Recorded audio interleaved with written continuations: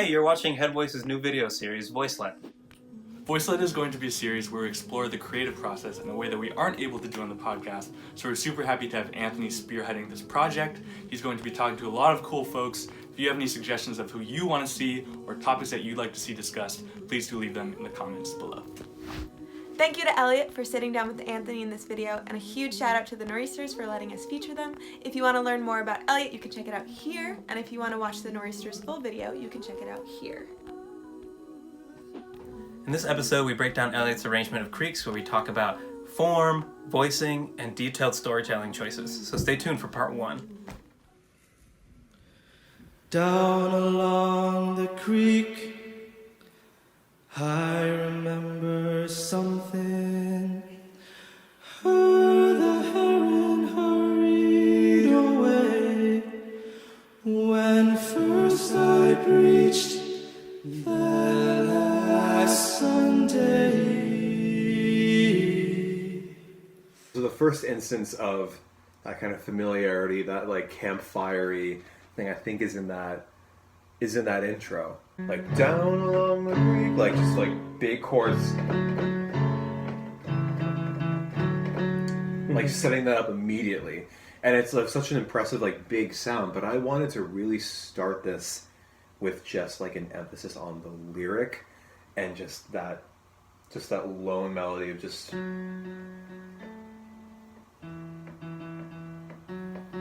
another person going back to that one note, and then finally 3 voices.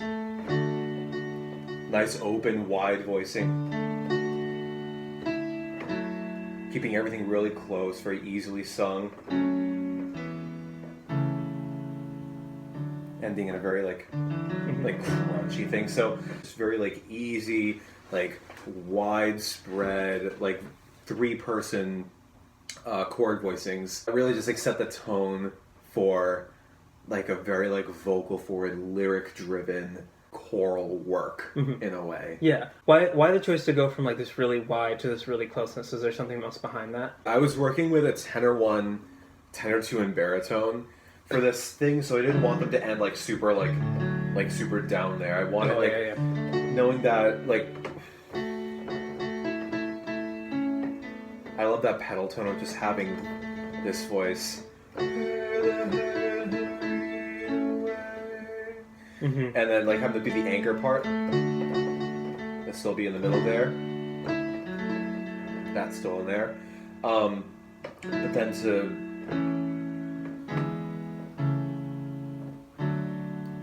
like just resolve it into this like one close little thing.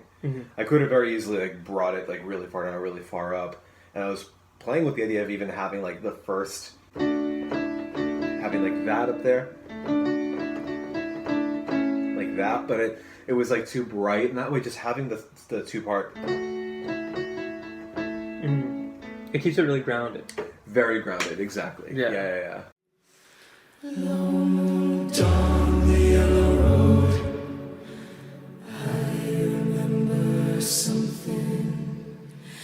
That leaving wasn't easy, nor that heaving in my vines, and I certain it is evening, that is now is not the time.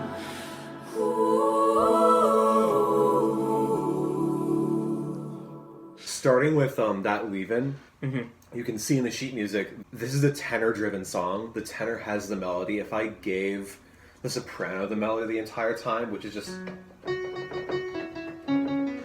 That's low for like most sopranos, and to have like mezzo, alto, tenor, baritone, bass under that would have been using up so much density lower in the voicing. And I wanted to keep everything between here in the bass, leaving wasn't easy, and then leaving wasn't easy, all that in the soprano. So I kept in the tenor. You'll see in the tenor 1 that they're doing the melody. Leaving wasn't easy, all that here. By keeping it up there, the tenors are very bright. They're in a higher part of their range, so they'll be heard above everything else. So even when the sopranos split off, it doesn't sound like the sopranos were jumping off. It just sounds like the melody is all of a sudden has this little descant above that just is kind of just there in the background. It's like mixing, but like in the arranging process is taking a brighter sounding thing and moving it higher above everything. You see the tenors are above the altos. Yeah, I noticed that. Like in creeks, the tenors are almost always above the altos whenever the tenors are up in that kind of... That gives the tenors kind of this like melodic, bright feel, and then the sopranos and altos are kind of underneath everything, and they're providing that like rich like warmth that sopranos and altos can have in their lower range to the voicing, without it sounding like muddy or too thin or whatever. And you're like almost within an octave. You're just like barely outside of an octave within all the parts too, which is like very interesting of a choice already. Yeah, exactly. And if you listen to that, that leaving wasn't easy. It's a very like bright spread. That's all it is. It's voiced a certain way, but it's just.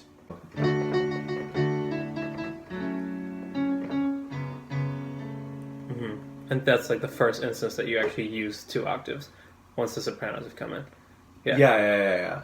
The progression in the movement, everything here is repeated at least for these 2 measures, and then leading into these 2 measures. Like I feel like a lot of people would feel inclined to like have to change it. Yeah. And I have a thing about why I did that. I want to get to up through the next little like refrain before I talk about that. Awesome. It's nerdy and cool, and I love it. Okay, cool. Cool. So we'll remember that, and we'll kind of compare them later. Great.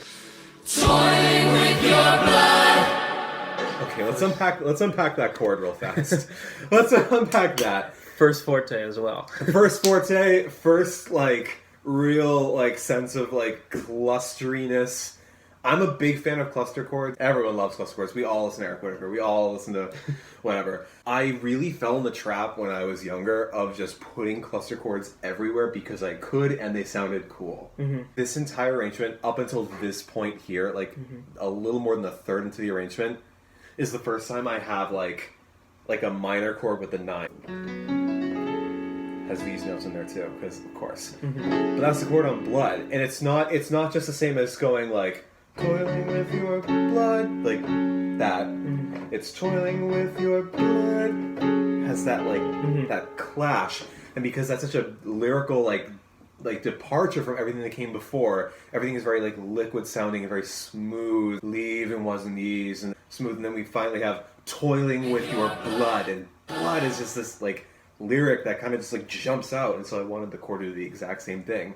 So that's an example of using dissonance as like a lyrical tool, as a storytelling tool, instead of just being like, oh, boring old, D major chord. Nah, let's add like every single thing in there because we can. This is like really using it like specifically for a very specific effect. Yeah, especially when you think of everything else that we've had up until this moment with road, vines, time, like everything is very is very light, and then this is such a like lyrical in a melodic sense as well as just written sense. Just blood, toiling with your blood is very unique. Oh yeah, and it gets worse too. So amazing. I remember something in beer rash and kissing on a night second to last. Finding both your hands, a second sun came past the glass. And oh, I know it felt right, and I had you in my grasp. Now that we heard this entire section, this is an example of form in this song. Creeks is really quite simple because when it comes down to it, all it is at its most simple, Creeks is just this. And then just that over and over again. So each time that happens, something is being added to that. So the first time, it's just down along the creek, I remember something.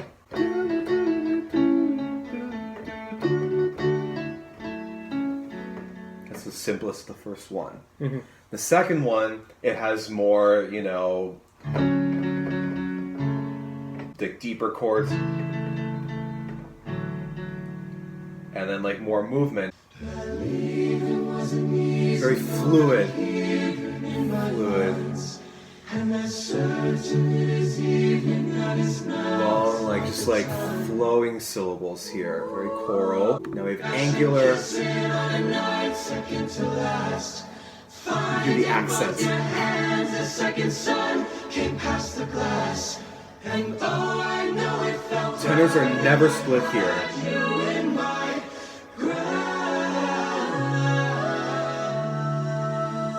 That entire section, tenors are never split in any choir. All the tenors are singing the melody. Everyone else is split. The rest of the parts are going to be a little bit lower in volume because less people are singing each part. Yeah. Tenors are all singing the melody, so it's coming out over everything. The altos are way below the tenors. Sopranos and tenors are like kind of neck and neck. They're like seconds and thirds away. And oh, I know it felt right when I had you in my grasp was the first like big important period, like end of sentence. Sopranos are doubled, big wide open, like wide voicings there. And then had you in my grasp was the first like big decrescendo. Everything else was just a very. And this is the first, like, you know, big, like, contrast from the angular lyrics to have grasp, really nice flowing line there. Yeah, and you were very direct with your notation in this section, having the accents as opposed to the tenutos to clearly emphasize this change in vibe as well. Exactly. The entire piece is kind of to be performed like it's spoken word. It's written out with rhythms, but like that's just because notation has to be organized a certain way. Yeah, your time signature has to bounce around. It has to bounce around, but even that, like, that as yeah, well. if you play back like what I wrote exactly, it sounds like very rigid. The rhythm of the entire thing is just the way as speech happens. Oh, then how we gonna cry? 'Cause it once might not mean something. Love at second glance, it is not something that we need. Honey, understand that I have been left here in the reeds. But all I'm trying to do is get my feet out from the crease.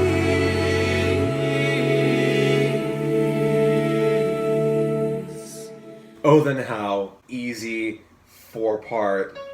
I'm really bad at piano today. Just the most like easy, basic, like high school grade 3 like level like 4-part harmonies. And it works very well. Because we just came from really crazy dense stuff. You can see grasp like right there earlier in the page. It's like it's all these like rubbing seconds and like things happening at once, and then just contrast that. That's just tension release, just extended into one big long phrase. Then down at Love a Second Glance, that's just the same thing, just voiced differently. Now we have the same 4-part things for love, but now sopranos finally got the melody. It's their turn, because I really wanted it quiet, and if tenors had sung that Love a Second Glance, like I can do it lightly in falsetto because I'm a bass. Most tenors, like that would be right on their break if they try to sing it like really quietly. So for there, I actually wanted the sopranos and altos to take over that melody and go really low in their voice, because having that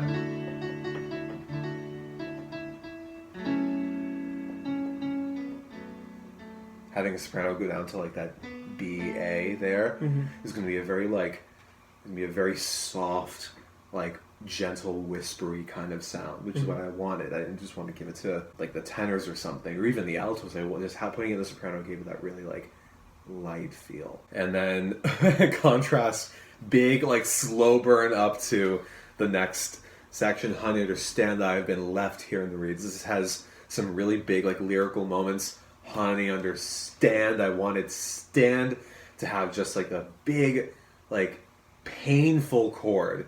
You can hear when Justin Vernon sings this, he just like yells that. He goes, honey, understand that. And he just screams stand. Part of this arrangement, learning it, was just having everyone say the words. We didn't even focus on pitches until like the next like week in. We spent a lot of time just like all as a group just feeling like the target accents. Honey, understand that I have been left here in the reeds. Like just those accents and timing them all up, which is why Like, CRSKS was not recorded, this recording that we're listening to now, it was not recorded to a click track.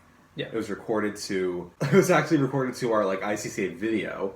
Mm-hmm. That's what we used as our template when we were recording. We used a live video of ourselves as the metronome. Yeah. Which is why I think, I personally feel like it has such, like, a live warmth to it, even though it's a studio, like, processed and produced recording. Yeah. But it's all about the words. Like, it's not just forcing everyone to think, like, honey, understand that I have been left here in the... that would just sound so robotic. Like, getting into the pattern of speech just really, I think, is what makes this thing, like, come alive, I think. Mm-hmm. You can see, this is just, like, voicing the musical right here. Like, we have basses split up into thirds, like, well, not thirds, they're split into three parts. Trio, yeah. Yeah, 3 parts. Tenors are finely split. I have the sopranos and altos kind of doubling what the tenors are doing. This is just, like, big, like, thick with, like, 5 Cs voicings of these chords, like, just absolutely massive, like that sort of stuff. Stand is just, like, a really, like, it's just, like, such a painful, like, like, chord right there. And I took that progression actually from the studio version of CRSKS. Everything I got from the live version. In the studio version, he does this, like, over, honey, understand. He goes, honey, understand. There's this walk up on the bass, and it's gorgeous. And so I wanted to fill that in and get these, like, really beautiful, like, bass voicings, like... That's all the bass parts, just 3 parts down there. All I'm trying to do is get my feet. That's another big instance where we have a big, like, walk down, you know. And the big feet chord is, like, a big arrival. That beautiful, like, major chord with the 4th added, the Whittaker chord. But that's the first time we hear that sort of thing. It's just like that sound, and that chord just has this feeling of, like, arriving somewhere. But then the fact that you have that sus chord, that note in there as well, just feels like you've landed somewhere, but you still have, like, you haven't quite gotten there yet. Mm-hmm. And that's what I love about using tensions, is just how they can, like, evoke these, like, these feelings, these emotions, these, like, I just live for that. Yeah. Were you saying that the bottom end was arriving, or felt like it was about to arrive somewhere? Oh, well, the whole thing. Mm-hmm. The bottom end really kind of gives you that arrival because the basses are split. Mm-hmm.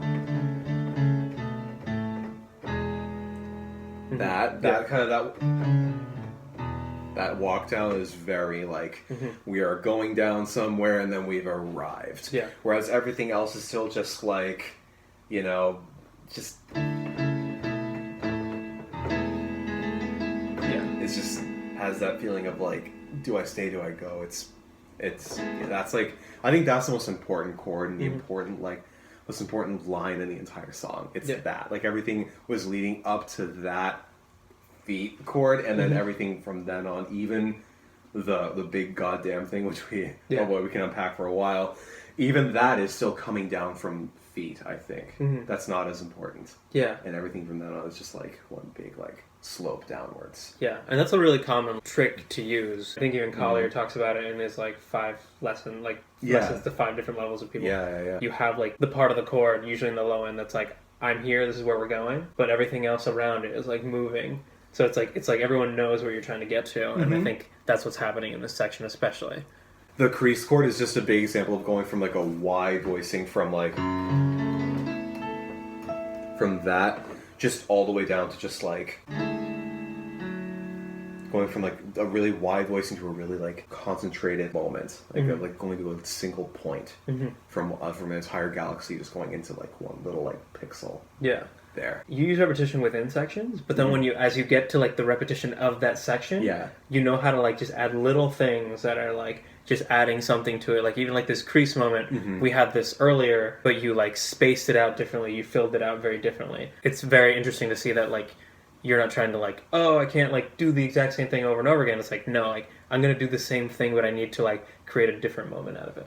Yeah. The way I did it the first time, if you compare it to the first one, the first on grasp, every part is kind of moving.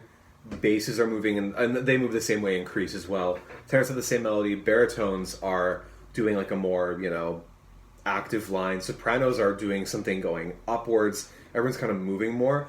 By the time we get to crease, it has a bigger, thicker, 6 Cs, thicker sound to it, because I actually had the sopranos just park on this 5th. Altos just do this. Just really simple voicings. Keep it. Best thing to do for adding tension for like a second rubbing, you can see like the G sharp against the A from top alto to bottom soprano, is to have one part set up everything. In this case, the sopranos and the altos, I guess, and then having one part just move a little bit, and that creates a dissonance, as opposed to just going from like hitting this chord out of nowhere. Hitting that out of nowhere, it's going to cause tuning problems. Yeah. Starting here, and then move, and then resolve up to here. Yeah. Everything's just like spread out more. It's going from wide to small, whereas grasp was going from like kind of insulated, kind of a close position chord, and kind of widening it out. And even though this is like a bigger moment, there's actually a lot less movement happening. So much here. less, yeah, so much less. Which I don't know if I noticed that before looking at the sheet music. Like a lot of like, you can see it, yeah. Yeah, the importance of this moment is coming from the chords themselves, the spacing of it, the forte of everything. Oh, yeah, rather than like a lot of movement, because I think that's what makes the other moment. It's just like very beautiful, a lot of melodic interlocking parts. Yeah, awesome. and of course I added that baritone or tenor too. Very film scory. Yeah. But that was like the last like little grasp of like tension that I wanted in there. We just came from the huge, feed up from the crease thing, and then just one last little like hint of like afterglow of like a rubbing second resolving. Yeah. Like one last little like glimmer. Hey y'all, that was the first part of our breakdown of Crease with Elliott. I just want to thank the Nor'easters again for letting us feature them. Elliott for being a really awesome teacher and showing us so much. And third, you for getting all the way through this video and hopefully learning a million things like I did. Part 2 will come out really soon, but thanks. See you soon. Go.